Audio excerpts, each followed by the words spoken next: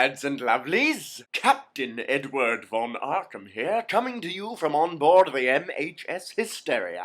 Today, the crew and I were in for a surprise. We were out for a day at the fair. Specifically, Dr. Craddock's Carnival of Curiosities in Baltimore, 2536. The most curious carnival in history. We absolutely gorged ourselves on toffee apples and giant salted pretzels. Except Augustus, of course.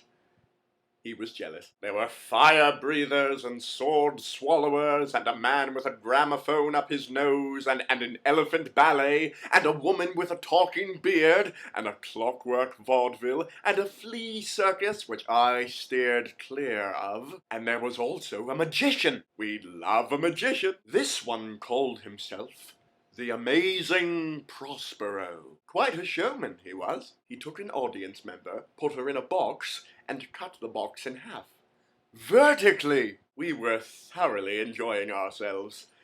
Until the finale. The Amazing Prospero wheeled on a large glass tank covered with a red velvet curtain, and then began to relate a story of his adventures in the Atlantic Ocean. I came upon an island, he said, lush and fertile, but altogether uninhabited, save for but one creature. And the audience went, ooh. This creature, he continued, was spawned of a witch and not blessed with human shape. And the audience went, ah. Through my arts, he continued, I have bound this creature to my service and brought him to civilization. And the audience went, ooh.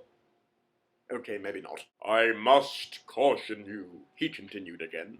The sight of this abhorrent creature is not for the faint of heart. And of course, nobody looked away. I give you, he said, the half-man, half-fish. Behold, Caliban! And he swept the red velvet curtain off the tank to reveal the beast, and the entire audience recoiled in horror, except me.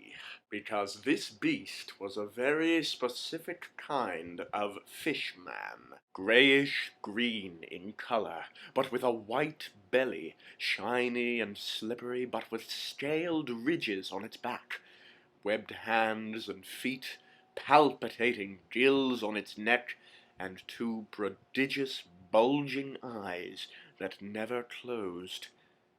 It was a deep one. They are a race of amphibious humanoids descended from an ancient aquatic creature called Dagon.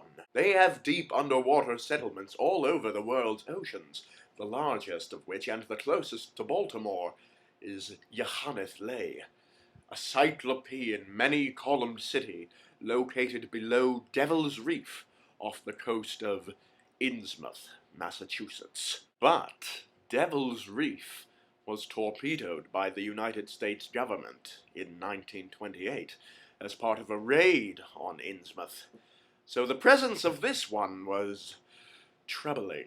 Of course, I wanted to verify that this was in fact a deep one, so I did something which, at the time, seemed like a good idea. I shouted out, "Yah, Dagon!" At which the creature got excited. It began to burble loudly and beat the glass walls of its tank, and break the glass walls of its tank. The audience stampeded out of the theater in panic, the magician dived backstage, and the creature dived at me. It had me pinned to the ground until Lily gave it a knock on the head, at which it flopped off of me and out the stage door. We gave chase, but lost the creature when it dove into the Baltimore Inner Harbor. So the deep one got away, and I smell like fish.